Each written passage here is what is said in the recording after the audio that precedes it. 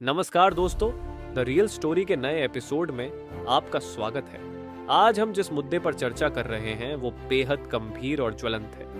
मध्य प्रदेश का इंदौर शहर, जो अपनी संस्कृति और शांति के लिए जाना जाता है, आज एक सनसनीखेज मामले की वजह से सुर्खियों में है।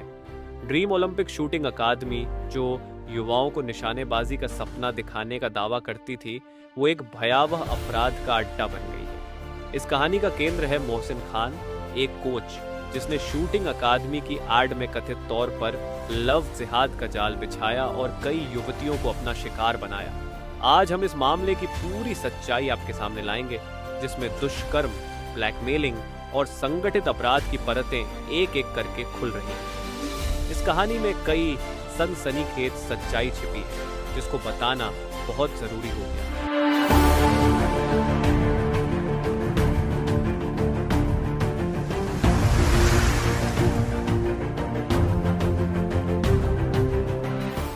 तो शुरू करते हैं मोहसिन खान से। इस शख्स की उम्र 38 वर्ष है। पिता का नाम है सलीम खान। ये इंदौर की सिल्वर ऑक्स कॉलोनी में ड्रीम ओलंपिक शूटिंग अकादमी चलाता है, लेकिन मूल रूप से वो 23 किलोमीटर दूर महू के प्रजापत मोहल्ले का रहने वाला है। बाहर से देखने में ये अकादमी एक सामान्य ट्रेनिंग सेंटर जैसी दिखती है, लेकिन इसके अंदर एक घिनौना खेल चल रहा था। मोहसिन पर आरोप है कि उसने निशानेबाजी सिखाने के बहाने कई हिंदू युवतियों को अपने जाल में फंसाया। पहली शिकायत एक नाबालिग छात्रा ने दर्ज कराई, जिसने बताया कि 2021 से 2023 तक ट्रेनिंग के दौरान मोहसिन राइफल पकड़ाने के बहाने उसे गलत तरीके से छूता था, यानी बैड टच करता था।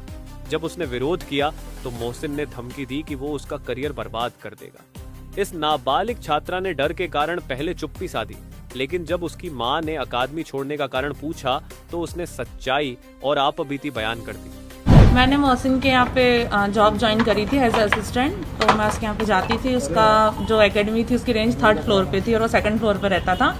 तो मैं जब भी जॉब पे जाती थी तो किसी ना किसी बहाने मुझे नीचे बुलाता था उसके फ्लैट पे। मतलब आप मैडम अभी बच्चे आए हुए नहीं, ऊपर आप नीचे ही बैठिए मेरे साथ, ऐसे ही कुछ बातें करते हैं ये वो। तो एक दिन मैं जब गई थी उसने मुझे नीचे बुलाया तो उसने मुझसे पहले कुछ अश्लील बातें करी, उसके बाद मेरे को बैड टच करा। उसके बाद मैंने वहाँ से मैं घबरा के उठ गई और मैं ऊपर चली गई। फिर उसने मुझे नेक्स्ट डे फिर से बोला कि मैडम आप नीचे ही बैठिए, थोड़ी देर अभी बच्चे नहीं आए हैं। तो मैंने बोला सर मैं जॉब करने आती हूँ, मैं ऊपर रेंज में बैठूंगी, मैं आपके घर में नहीं बैठ सकती हूँ।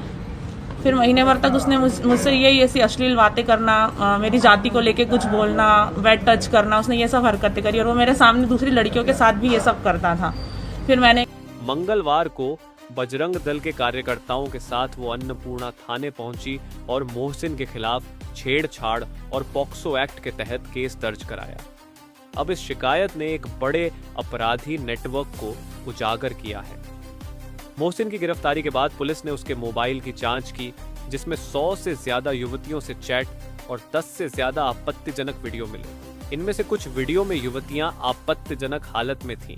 पुलिस का कहना है कि मोहसिन इन वीडियो का इस्तेमाल ब्लैकमेलिंग के लिए करता था। मोहसिन की करतूतों का खुलासा तब और गहरा हुआ जब 2 और युवतियां सामने आईं। इनमें से एक वकील थी जो LLM की पढ़ाई कर रही थी।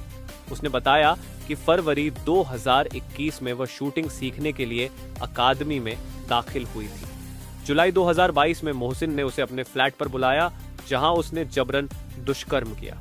मोहसिन धमकी दी कि अगर उसने किसी को बताया तो उसकी बदनामी होगी और कोई उससे शादी नहीं करेगा। पीड़िता ने पुलिस को बताया कि मोहसिन ने फरवरी 2022 से दिसंबर 2023 तक कई बार उसका यौन शोषण किया।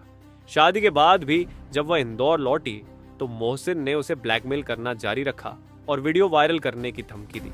इतना ही नहीं, उसने उसे नॉनवेज खाने के लिए मजबूर किया, उसका कलावा उतरवा दिया और पूजा पाठ से दूर रहने का दबाव डाला।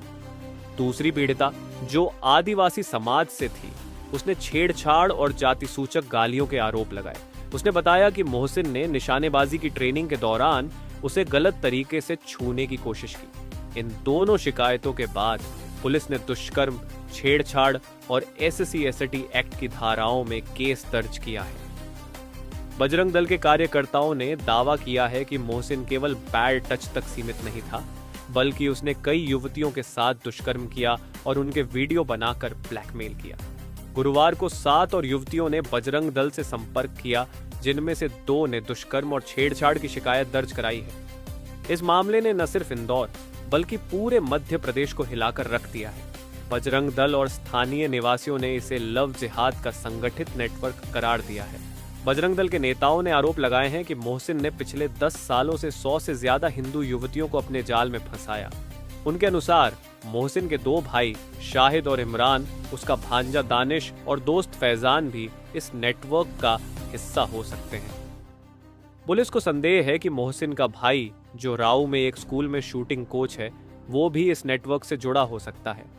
मोहसिन के भांजे दानिश के फोन में भी कई आपत्तिजनक वीडियो और फोटो मिले हैं, जिससे यह आशंका गहरा गई है कि यह एक सुनियोजित गिरोह था। इधर सिल्वर ऑक्स कॉलोनी के रहवासियों ने भी मोहसिन की शूटिंग अकादमी के खिलाफ प्रदर्शन किया।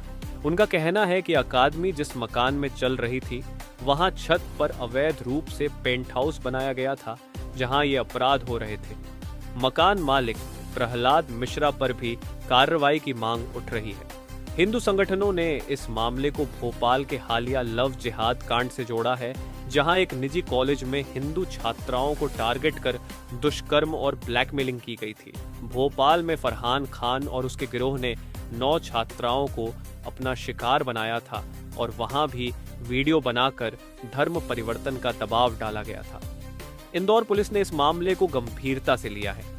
मामले की जांच कर रहे पुलिस अधिकारियों ने बताया कि मोहसिन को गिरफ्तार कर लिया गया है और उसके मोबाइल से डिलीट किए गए डेटा को रिकवर करने की कोशिश की जा रही है।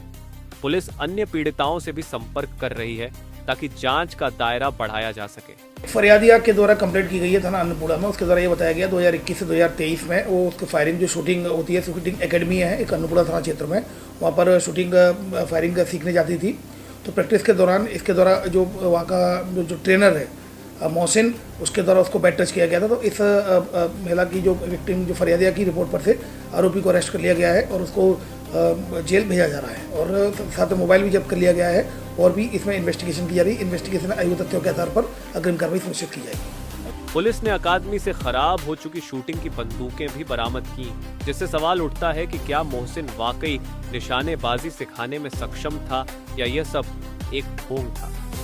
बजरंग दल और विश्व हिंदू परिषद जैसे संगठनों ने इस मामले में सख्त कार्रवाई की मांग की। बीजेपी के स्थानीय नेताओं ने इस मामले के विरोध में अन्नपूर्णा थाने के बाहर प्रदर्शन किया। यहां लोगों ने मोहसिन और उसके संभावित सहयोगियों के खिलाफ कड़ी सजा की मांग की है।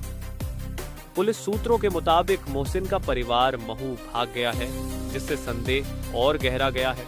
पुलिस अब मोहसिन के रिश्तेदारों और दोस्तों की भूमिका की भी जांच कर रही है। ये मामला केवल इंदौर तक सीमित नहीं है। मध्य प्रदेश में हाल के महीनों में भोपाल, उज्जैन, दमोह और अब इंदौर में लव जिहाद के नाम पर कई मामले सामने आए हैं।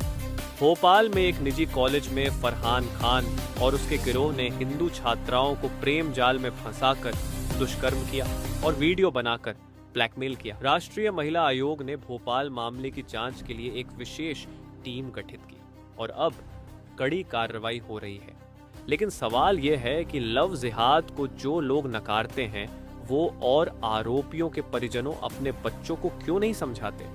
हिंदू संगठन दावा करते हैं कि ये एक सुनियोजित साजिश है जिसमें हिंदू युवतियों को टारगेट किया जा रहा है।